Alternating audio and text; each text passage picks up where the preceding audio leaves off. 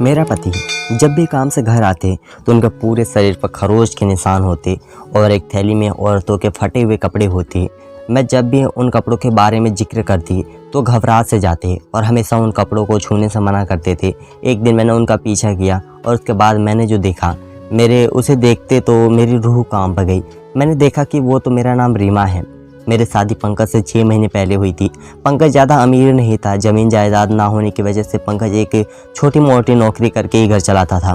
लेकिन मैंने यहाँ मैनेज करने में बहुत दिक्कत हो रही थी, क्योंकि मैं एक अमीर परिवार से पली बड़ी थी और मेरे पिताजी के बड़े बड़े कारोबार की वजह से धन दौलत की ज़रा सी भी कमी नहीं थी। लेकिन बात जब मेरी शादी की आई तो मेरे लिए एक गरीब ख़ानदान में रिश्ता भी मंजूर कर लिया। इसका यही कारण था कि पंकज के दादाजी मेरे दादाजी के अच्छे दोस्त थे।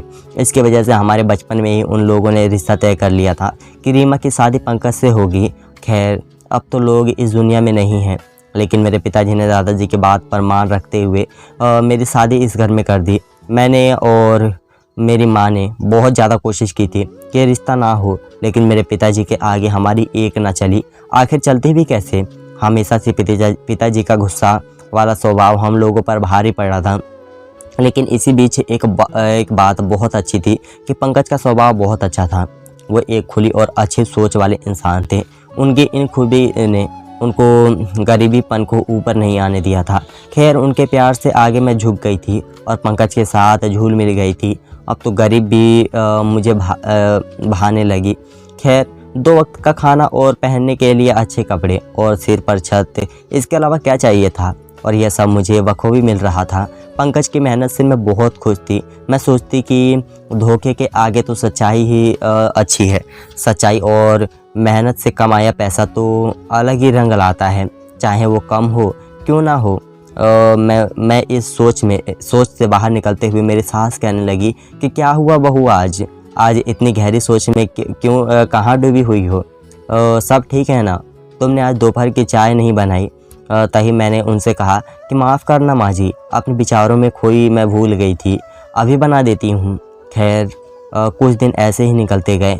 एक दिन मुझे पंकज में एक बदलाव सा दिखाई दिया। जैसे ही वह अपने काम से वापस आए तो उनके चेहरे और हाथों पर जैसे खरोच के निशान थे, मानो कि किसी ने अपने नाखूनों से उन्हें रौंदा दो। और जब मैंने उनके बैग को खोला तो देखा कि अंदर कुछ महिलाओं के फटे हुए कपड़े थे। मुझे तो कुछ भी समझ में नहीं आ रहा था। यह सब क्या है। मैंने पंकज से पूछा कि ये क्या हो गया है आपको, और आपके चेहरे और हाथों में यह किस चीज़ के निशान हैं। तभी उन्होंने कहा कि कुछ नहीं, बस काम करते हुए यूं ही थोड़ी खरोच आ गई, तुम फिक्र मत करो। तभी मैंने उनके बैग से उन महिलाओं के कपड़े के बारे में पूछा तो पंकज ने मेरे हाथ से बैग लेते हुए कहा कि नहीं कुछ नहीं। फिर उन्होंने कोई ना कोई बहाना बनाकर उस बात को टाल दिया। मेरी किसी भी बात का जवाब ना देने की वजह से मुझे उन सब अजीब सा वहम हो गया कि पता नहीं पंकज क्या छुपा रहे हैं। दरअसल आज से पहले पंकज ने कभी ऐसा नहीं किया था। उनके काम से लेकर घर की सारी बातें वो मेरे साथ शेयर करते थे। चाहे दुख हो या फिर सुख, पंकज मुझसे हर काम पूछ कर करते थे और हम दोनों आपस में विचार करके यह काम करते थे। लेकिन आज पंकज का यह बदला हुआ रूप देखकर मेरे तो मन को अजीब सा दुख हो रहा था कि पता नहीं क्या बात हो गई है। और फिर मेरे मन में विचार आया कि ऐसे इन पर वहम करना ठीक नहीं है, क्योंकि पंकज बहुत ही भले इंसान थे। और जब हमारी शादी हुई है, पंकज ने मुझे एक बार भी शिकायत का मौका नहीं दिया था। इतनी गरीबी में मेहनत करके मेरी हर ज़रूरत को पूरा करने वाला इंसान था पंकज। इसलिए मैंने उन पर शक करना ठीक नहीं समझा। और मैंने मन में सोचा कि ऐसे ही काम की वजह से खरोच आ गई होगी। और उनको कपड़ों का क्या है, कपड़ों की तो फैक्ट्री में काम करते थे, कोई फटे पुराने कपड़े होंगे जो ऐसे ही घर पर लेकर आ गए होंगे। खैर, मैंने इन बातों को अनदेखा कर दिया और पंकज से कहा कि ठीक है, तुम जल्दी से नहा धोकर फ्रेश हो जाओ, मैं खाना लगाती हूँ। तभी पंकज ने मुस्कुराहट के साथ हाँ में सिर हिला दिया। खैर, मैंने खाना खाते वक्त मैंने पंकज के चेहरे की तरफ देखा तो उनका चेहरा पूरी तरह से उतरा हुआ था। आज से पहले ऐसा कभी नहीं हुआ था। पंकज का चेहरा बिल्कुल खिला हुआ रहता था। इतनी गरीबी में भी वह हमेशा मुस्कुराते रहते और खाना खाते वक्त हमेशा ही मुझे और मेरे सास की बातें बताते रहते थे कि आज उनके साथ यह हुआ आज उनके दोस्तों ने यह बोला। लेकिन आज तो पंकज के चेहरे पर बिल्कुल मायूसी छाई हुई थी और उनकी ज़ुबान से एक शब्द भी नहीं निकल रहा था। मैंने पंकज के हाथ के ऊपर उनका खाना रखा और बोला कि क्या तुमने कोई परेशानी है? तभी पंकज बोले कि नहीं नहीं, ऐसी कोई बात नहीं है, तुम बेवजह ऐसे ही फ़िक्र कर रही हो। तभी मैंने पंकज से कहा कि ऐसी कोई बात नहीं है, फिर आपके चेहरे पर यह मासूमी कैसे? आज से पहले मैंने यह मासूम कभी नहीं देखा। तभी मेरे सास भी बोल पड़ी कि हाँ बेटा, आज तो इतना चुपचाप क्यों है? अगर तुम्हें कोई परेशानी है तो हमें बता सकता है। तभी पंकज ने कहा कि ऐसी कोई बात नहीं है, आज उसके दोस्त ने यह बोला है। तभी पंकज ने कहा कि ऐसी कोई बात नहीं है, आप दोनों बेवजह मेरे ऊपर इस तरह शक कर रही हैं। और पंकज की बातों में लग रहा था कि वह सच बोल रहा है, क्योंकि वह बोलते हुए अपनी नज़र झुकाए हुए था और उनकी बातों से हकलाहट सी थी, मानो वह हम लोगों के कुछ छुपा रहे हो। फिर मैंने पंकज से ज़्यादा जोर ज़बरदस्ती करना ठीक नहीं समझा और मैं उन्हें कुछ नहीं कहा और चुपचाप खाना खाने लग गई। लेकिन पंकज ने एक रोटी खाकर खाना छोड़ दिया और बोला कि मेरा पेट भर चुका है। और अब तो मुझे और भी ज़्यादा दुख हुआ कि पता नहीं ऐसी क्या बात है जो पंकज को खाए जा रही है। जब से वह हमारे काम से आए हैं उनका ऐसा हाल है जो कभी नहीं हुआ था और आज तो उन्होंने ठीक से खाना भी नहीं खाया था। लेकिन फिर मैंने पंकज के कुछ भी पूछना ज़रूरी नहीं समझा, क्योंकि मुझे पता था मैं 2-3 बार जब पूछा तो पंकज को बात को टाल दिया था। अगर बार बार से पूछती तो बेवजह गुस्सा हो जाते। फिर मैंने अपनी सास को कहा कि ज़रूर कोई ना कोई बात है पंकज, वरना पंकज ने ऐसा तो कभी नहीं किया। तभी मेरी सास बोली कि हाँ बेटा, लग तो मुझे भी रहा है। खैर ऐसे तो पूछने पर वह नहीं बताता, आखिर वह तुम्हारा पति है, तुम्हारा उस पर पूरा हक है, इसलिए कमरे के अंदर तुम उससे प्यार से सब कुछ पूछना, वह तुम्हें ज़रूर बता देगा। मैं अपनी सास की तरफ गर्दन हिलाई और बोला ठीक है माँ जी। फिर खाना खाने के बाद सब लोग जब कमरे से सोने चले गए तब मैंने पंकज का हाथ पकड़ा और बोला कि पंकज, चाहे तुम किसी भी हालात में हो, मैं तुम्हारी पत्नी हूँ और तुम्हारा साथ देना मेरी कर्तव्य है। अगर तुम्हें कोई भी ऐसी बात सता रही है जैसे तुम्हारे अंदर कोई परेशानी है तो तुम मुझसे बता सकते हो, हम दोनों मिलकर उसका सॉल्यूशन निकालेंगे। तभी पंकज ने प्यार से समझाते हुए मुझसे कहा कि ऐसे कोई भी बात नहीं है और जब मैं यह काम से लौटा हूँ तुम सवाल पर सवाल किए जा रही हो। अगर कोई बात होती तो मैं तुम्हें ज़रूर बताता, तुम मुझ पर विश्वास क्यों नहीं कर रही हो? तभी मैंने उनसे कहा कि ठीक है, गुस्सा मत कीजिए और सो जाइए। पंकज ने कहा ठीक है, मैं सोने जा रहा हूँ, वैसे भी पूरा दिन थक चुका हूँ, अब तुम्हारे सवालों का जवाब देने के लिए मेरे पास इतना समय नहीं है। मैं तो अंदर से पूरी तरह टूटी जा चुकी थी, क्योंकि पंकज ने आज पहली बार मुझसे इस तरीके की बात की थी, वरना मेरे हर सवाल का जवाब देने के लिए उनके पास समय रहता था। लेकिन आज तो वह इस तरह बात कर रहे थे मानो मैं उन्हें कभी अच्छी नहीं लगती और ना ही थी। खैर मैं भी सो गई। मुझे नींद तो कहाँ आने वाली थी, क्योंकि मुझे तो चिंता खाई जा रही थी कि पता नहीं पंकज को क्या हो गया है। खैर नींद आने की वजह से मैं पूरी रात करवटें बदलती रही और सवेरा होने पर जब मैं जगी तो देखा कि पंकज काम के लिए निकल चुके थे। जिस समय वह रोज़ाना काम पर जाते थे आज उससे 2 घंटे पहले ही चले गए थे। पता नहीं ऐसा क्या आन पड़ा कि वह इतनी जल्दी चले गए। और वैसे ही कपड़ों की दुकान पर काम करने वाले इंसान तो इतनी जल्दी नहीं जाते हैं, और इतनी जल्दी भला कौन दुकान खोलता है जो पंकज इतनी जल्दी से चले गए। वरना रोज़ाना तो पंकज का बोल कर कहना पड़ता था कि समय हो गया है, आप काम के लिए चले जाइए। लेकिन पंकज थे कि मुझे छोड़ने के ही तैयार नहीं होते थे। बस हर समय मुझसे चिपके रहना और बोलते रहते थे कि चला जाऊंगा, इतनी भी क्या जल्दी है। लेकिन आज तो उन्होंने ना मुझे बताया और ना ही मुझे जगाया, सवेरे सवेरे ही चले गए। खैर मैं उठकर कमरे से बाहर आई। बाहर माँ पूजा करके बैठी चाय पी रही थी। तभी मैंने उनसे कहा कि माँ जी पंकज क्या नाश्ता करके गए हैं? तभी वह बोली कि पंकज चला भी गया मेरी बेटी, मुझे तो पता ही नहीं। मैं तो उठकर चाय बनाकर पूजा पाठ करने के बाद अभी चाय पी रही हूँ। मैंने सोचा तुम दोनों अपने कमरे में सो रहे हो। खैर अब तो मुझे और भी ज़्यादा चिंता होने लगी कि पता नहीं भूखे प्यासे किधर चले गए। मैंने पंकज के फ़ोन पर फ़ोन किया लेकिन उनका फ़ोन बंद आ रहा था। अब तो मैं पूरा दिन उनके पास फ़ोन करती रहती लेकिन उनका एक भी फ़ोन ऑन नहीं हुआ था। खैर मैं पूरा दिन उनका इंतज़ार करती रही और शाम को पंकज के आने के बाद झट से उनके पास गई और बोली कि क्या हो गया पंकज, आप आज इतनी जल्दी कैसे चले गए, और वह भी बिना नाश्ता किए ना ही खाना खाए साथ में लेकर गए थे। तभी पंकज ने कहा कि मैंने बाहर से ही खाना खा लिया था। आज फिर उनके चेहरे और हाथों पर खरोच के निशान थे, जिनके थोड़ा थोड़ा खून भी बह रहा था। मैंने पंकज से कहा कि यह सब क्या हो रहा है, आपके हाथों और चेहरे से खून भी आ रहा है और इस तरह इतने गहरे खरोच के निशान हैं, आखिर यह सब क्या हो रहा है। तभी पंकज ने कहा कि कुछ नहीं, बस दवाई लगा लूँगा तो ठीक हो जाएगा, और काम की वजह से यह सब ही हो जाता है। और उन्होंने अपना बैग रखा और नहाने के लिए चले गए। खैर, मैंने अपना शक दूर करने के लिए जब बैग खोला तो उसमें फिर आज महिलाओं के फटे हुए कपड़े थे। अब तो मुझे समझ से बाहर हो रहा था कि आखिर पंकज क्या छुपा रहे हैं। मुझे पंकज पर गुस्सा आने लगा, क्योंकि कल से मैं उनकी मिन्नतें कर रही हूँ और उनसे पूछने का प्रयास कर रही हूँ, लेकिन उन्होंने एक भी बार बताना ज़रूरी नहीं समझा और ऐसे व्यवहार कर रहे थे मानो मैं उनकी बहुत बड़ी दुश्मन हूँ। फिर मैं वह बैग लेकर अपने कमरे में चली गई। वहाँ पर बैग रखकर वापस रसोई घर में आ गई और मन में विचार करने लगी कि पता नहीं क्या हो गया है। मैं रसोई घर में पानी लेने के लिए गई ताकि पंकज को दवाई दे सकूं और उनको जख्मों को भरने के लिए दवाई लगा सकूं। जब कमरे में बाहर देखा तो उनके बैग से वह कपड़े गायब थे। तभी पंकज नहाकर बाहर आए और अपने बैग को देखा तो बोले कि वह कपड़े कहाँ गए। मैंने पंकज से कहा कि मुझे क्या पता कहाँ गए।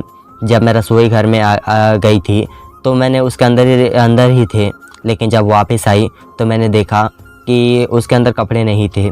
मैंने सोचा आपने निकाल लिए होंगे। अब तो पंकज का गुस्सा चरम सीमा से पहुंच चुका था। वह चिल्लाने लगे। वह चिल्लाते हुए बोले, मैं तो नहा रहा था, नहाते हुए कहाँ से कपड़े गायब कर देता। यह सब तुम्हारा ही काम है, कल से मेरे पीछे पड़ी हो, आखिर चाहते क्या हो तुम। फिर तो मुझे भी गुस्सा आ गया। तो मैंने कहा कि मैं आपसे पीछे नहीं पड़ी हूँ, आपकी परेशानी जानने की कोशिश कर रही हूँ, लेकिन अगर आपको मुझसे इतनी ही तकलीफ़ है तो ठीक है, मैं कुछ नहीं बोलती। तभी पंकज ने भी कुछ नहीं कहा और आज वो बिना खाए पिए सो गए। और खैर अब ऐसे ही रोज़ चलने लगा। मेरे तो कुछ भी समझ में नहीं आ रहा था। अब तो मुझे शक होने लगा था कि पता नहीं पंकज क्या कर रहे थे, कहीं वह कुछ गलत काम में तो नहीं कर रहे। तभी एक दिन सब्जी काटते हुए टीवी देख रही थी तो उसमें दिखाया जा रहा था कि शहर में औरतों की इज्जत के साथ बहुत से खिलवाड़ होते जा रहे हैं। औरतों के साथ इज्जत का खिलवाड़ करके वह लोग उनके कपड़े फाड़ देते हैं और अपने साथ ले जाते हैं। ऐसा गुनाह इस कदर फैल गया है कि वह लोग पुलिस की चपेट में भी नहीं आ रहे हैं। तभी अचानक से मेरा ख्याल पंकज पर गया, क्योंकि पंकज के चेहरे और हाथों पर इसी तरह के निशान थे जैसे किसी के साथ जबरदस्ती करने पर लड़कियों के नाखूनों के होते हैं, और उनके बैग में भी फटे कपड़े होते थे। और पंकज की बातों का सरेआम झूठ लगता रहता था। और वह तो एक कपड़ों की दुकान में काम करते थे और कपड़ों की दुकान में भला उनके निशान कहाँ से लग जाते हैं। खैर, अब तो मुझे पूरा यकीन हो गया था कि पंकज कुछ तो कर रहा है। तभी मैंने सोचा क्यों ना पंकज का पीछा करके यह सब कुछ पता लगाया जाए, तभी दूध का दूध और पानी का पानी हो जाएगा। मैंने यह बात अपनी सास को नहीं बताई, क्योंकि मैं उन्हें परेशान नहीं करना चाहती थी, और मैं मन में विचार कर लिया कि कल मैं यह सब पता करके ही रहूँगी। और खैर, अब पंकज जब काम से आ गए तो मैंने उनसे ना पूछा और ना ही उनसे कुछ कहा, सीधा उन्हें खाना देकर सो गई। शायद मेरे बदले स्वभाव के कारण पंकज को भी बुरा लगा होगा, लेकिन उन्होंने मुझे मनाने की ज़रा सी भी कोशिश नहीं की। तभी मेरे मन में आया कि मनाए भी क्यों, पूरा दिन यह गंदी हरकतें जो करते हैं, इन्हें क्या पड़ी है इस चीज़ की। जब से मेरी शादी हुई है तभी से आज तक मैंने पंकज के ऊपर कभी इस तरह के विचार नहीं सोचे थे। मुझे अपनी किस्मत पर नाज हो रहा था कि भले ही गरीब ख़ानदान है, लेकिन इतनी इज्जत और प्यार करने वाला पति देखकर मेरी ज़िंदगी बदल दी थी। मैं तो बार बार अपने अच्छे कर्मों को याद कर रही थी और भगवान का धन्यवाद करती थी, लेकिन खैर, अब उनकी यह हरकत देखकर मेरे मन में पंकज के लिए जो आदर और इज्जत थी वह उतरती ही जा रही थी। फिर मेरे मन में विचार किया कि अब तो रात की ही बात है, कल सवेरे तो सारा मामला सामने आ ही जाएगा। खैर, दूसरे दिन जब पंकज काम के लिए निकल गए तो मैं भी उनका पीछा करते हुए उनके पीछे चल पड़ी। थोड़ी ही दूरी पर जाकर पंकज एक गाड़ी में बैठकर चले गए। तभी मुझे लगा कि शायद वह अपने किसी दोस्त के साथ गाड़ी में बैठकर अपने काम पर चले गए होंगे।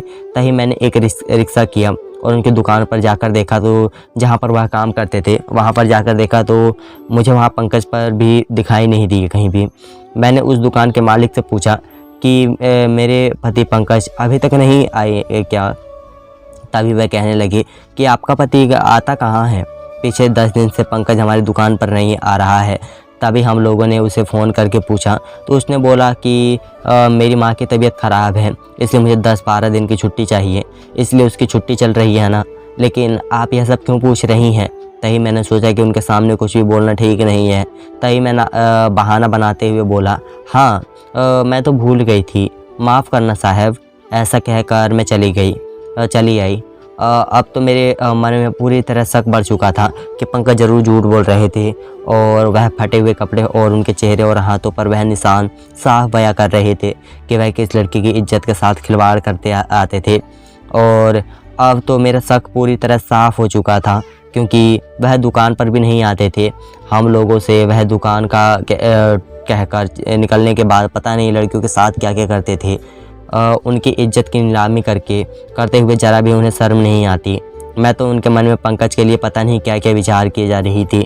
मेरी आंखों में आंसू रुकने का नाम ही नहीं ले रहे थे। मैं बार बार अफसोस कर रही थी कि इतने दिन पंकज को नाटक किया था मेरे साथ अच्छा बनने का, वह टूटकर पूरी तरह चूर चूर हो चुका था। अब तो मेरे मन में पंकज के लिए इतनी ज़्यादा नफ़रत भर गई थी कि मैंने विचार कर लिया कि मैं इस इंसान को तलाक दे दूँगी। जो इंसान औरतों की इज्जत ख़राब करते हुए ज़रा भी पीछे नहीं हटता, वह मेरी इज्जत क्या कर लेगा। और कल ही हमारी बेटी भी तो होगी, और मैं नहीं चाहती कि मेरी बेटी का बाप ऐसा हो जो लोगों की लड़कियों की इज्जत के साथ खिलवाड़ करता हो। और मैं अपने घर की तरफ चली गई। मेरे सास ने जब पूछा कि कहाँ जा रही हो बहू, तो मैंने उन्हें कुछ भी बताना नहीं समझा, ज़रूरी नहीं समझा, और सीधा अपने कमरे पर जाकर रोने लगी और अपनी किस्मत का नाश करने वाली। मैं आज अपनी किस्मत को भी कोस रही थी कि पता नहीं मैं क्या बुरे कर्म कर दिए जो मुझे इस इंसान का साथ मिला। खैर फिर मैंने मन में विचार किया कि ऐसे ही सबको सब कुछ बोलूँगी तो कोई भी मेरी बात पर विश्वास नहीं करेगा, क्योंकि बिना सबूत के कुछ भी बोलना सही नहीं होता। इसलिए मैंने सोचा कि कल मैं पंकज पर बिल्कुल पीछे करते हुए जहाँ पर वह जाता है वहीं जाकर देखूंगी और सारा कुछ फ़ोन के कैमरे में रिकॉर्ड करके ले आऊँगी और सबके सामने उनका राज खोल दूँगी। फिर मैं यही सोचकर दूसरे दिन पंकज का पीछा करने लगी और मैंने देखा कि वह एक शहर से दूर जंगल की तरफ जा रहे हैं। जंगल में थोड़ी ही दूर पर बने एक कस्बे के पंकज ने गाड़ी रोकी, जिसमें से पंकज का दोस्त और वह बाहर निकले। मैं भी उसका पीछा करते हुए छुपते छुपाते सब कुछ देखने लगी। उसके बाद जो मैंने देखा उसे देखते ही मेरे पैर तले ज़मीन खिसक गई। मैंने पूरी तरह टूट कर बिखर चुकी थी। मैंने देखा कि पंकज कुछ औरतों के साथ वहाँ खड़े थे और पंकज के सामने उन औरतों के हाथ जोड़ रखे थे और उन औरतों के आंख में आंसू थे। खैर मुझसे रहा नहीं गया, मैं जाकर सवाल जवाब करना ज़रूरी समझा और मैं पंकज के पास जाकर पंकज का हाथ पकड़ा और बोली कि तुम्हें ज़रा सी भी शर्म नहीं आती, ऐसी मासूम औरतों के साथ खिलवाड़ कर रहे हो। इनके आंसुओं पर और इन पर तुम्हें ज़रा सी भी दया नहीं आ रही है। इन लोगों के साथ ऐसी हरकतें करते हुए तुम्हारी रूह क्यों नहीं कांपती? तभी पंकज ने कहा कि तुम यहाँ क्या कर रही हो? तभी मैंने पंकज से कहा कि मैं चाहे यहाँ पर कुछ भी करूँ, लेकिन तुम्हें आज मेरे सवाल का जवाब देना ही होगा। तभी उन औरतों में से एक औरत बोली कि बहन, आप गलत समझ रही हैं, इनसे अच्छा इंसान तो दुनिया में कोई भी नहीं हो सकता। उस औरत की बातें मुझे हैरान कर रही थी। मैंने उससे पूछा कि ऐसी क्या बोल रही हो? अभी तो तुम इनके सामने हाथ जोड़कर गिड़गिड़ा रही थी और अभी तुम इनसे अच्छा बात कर रही हो। तभी वह औरत बोली कि दरअसल हमारी इज्जत के साथ बहुत दिनों से कुछ लोग खिलवाड़ कर रहे थे, तभी से इन्होंने हमारा सहारा बनकर हमारी मदद की। एक बार यह किसी काम से यहाँ कपड़े की डिलीवरी करने आए थे, तभी इन लोगों ने हमारे साथ होने वाली बदतमीजी को देख लिया। उसके बाद से यह अपने दोस्त के साथ रोज़ाना यहाँ आते हैं और हम लोगों की इज्जत के साथ खिलवाड़ करने के लिए वह गुंडे लोग आते हैं। तो यह लोग उनका सामना करते हैं, तभी इनकी चोट भी लग जाती है और हम लोगों के साथ खिलवाड़ करते समय जो कपड़े फट जाते हैं वह अपने साथ ले जाते हैं और हमें एक नए कपड़े दे देते हैं। फटे हुए कपड़े हम लोगों को नहीं देते, क्योंकि ये नहीं चाहते कि हमारे पतियों की इस बारे में पता चले। क्योंकि हम जिस शहर में कस्बे में रहती हैं वहाँ पर बहुत ही छोटी सोच के लोग रहते हैं, वह हमें ही गलत साबित कर देंगे। हम लोग यहाँ पर बुनाई का काम करते हैं और हम लोग इसे डर के मारे अपने परिवार वालों को नहीं बताते हैं कि हम पता नहीं वह हमारे लोगों के बारे में क्या सब सोचेंगे। और इससे फ़ायदा उठाकर उन गुंडों लोगों ने हमारा साथ रोज़ाना ऐसा ही करना शुरू कर दिया। तभी अपने पति और अपने दोस्त ने, आपके दोस्त ने हम लोगों की इतनी मदद की है और शायद भगवान का ही फरिश्ता समझे, यह लोग अपनी जान खेल कर हमारी मदद करते हैं और हमें हर रोज़ नए कपड़े ला कर देते हैं। उन्होंने, क्योंकि उन लोगों के साथ हाथापाई से हमारे कपड़े पूरी तरह फट जाते हैं, हम लोगों ने पुलिस के साथ मिलकर उन गुंडों को पकड़वा दिया और आज यह लोग हमें यह बात बताने के लिए ही आए थे। इसलिए हम लोग इनके सामने हाथ जोड़कर धन्यवाद कर रहे थे और इसी खुशी के साथ आंखों में आंसू आ गए थे। अब तो पंकज की सारी सच्चाई सामने आ चुकी थी। मुझे अपनी सोच पर घिन आ रही थी कि मैंने इतने मासूम और अच्छे इंसान के ऊपर शक किया था जो कभी भी करना सही नहीं था। पंकज हमेशा से ही अच्छा काम करते आ रहे हैं और मुझे हमेशा से ही खुश रख रहे थे। मुझे पंकज पर विश्वास करना चाहिए था, लेकिन मैंने तो अपनी गंदी सोच के चलते इन पर पता नहीं क्या शक करना शुरू कर लिया और बिना सोच विचार किए और बिना पूरी बात का पता चलाए पंकज के ऊपर ऐसे आरोप लगा दिया। मुझे तो भगवान से माफ़ी भी नहीं मिलने वाली है। मैं पंकज के सामने हाथ जोड़कर खड़ी हो गई और बोली कि मुझसे माफ़ कर दो, मेरी गलती माफ़ी के लायक भी नहीं है, लेकिन आपको जो सज़ा देनी है वह दे सकते हैं। तभी पंकज बोला कि इसमें तुम्हारी कोई गलती नहीं है। जब इंसान चोरी छुपे यह सब काम करता है तो सामने वाले को शक हो ही जाता है। खैर, थोड़ी बहुत मेरी भी गलती है, मुझे तुम्हें बताना चाहिए था, लेकिन मुझे भी माफ़ कर दो। मैं तुम्हें परेशान नहीं करना चाहता था, इसीलिए तुम्हें कुछ भी बताना ठीक नहीं समझा। खैर, मैं पंकज के गले से लग गई। अब मेरी आंखों में आंसू थे। मेरा शक भी दूर हो चुका था। खुदा ने मुझे इतना अच्छा पति देकर मेरी सारी ज़िंदगी संवार दी थी। धन्यवाद दोस्तों। मैं भी आपसे एक छोटी लाइन कहना चाहता हूँ, आप भी किसी के ऊपर बिना सोचे समझे कुछ भी विचार मत कीजिएगा। धन्यवाद।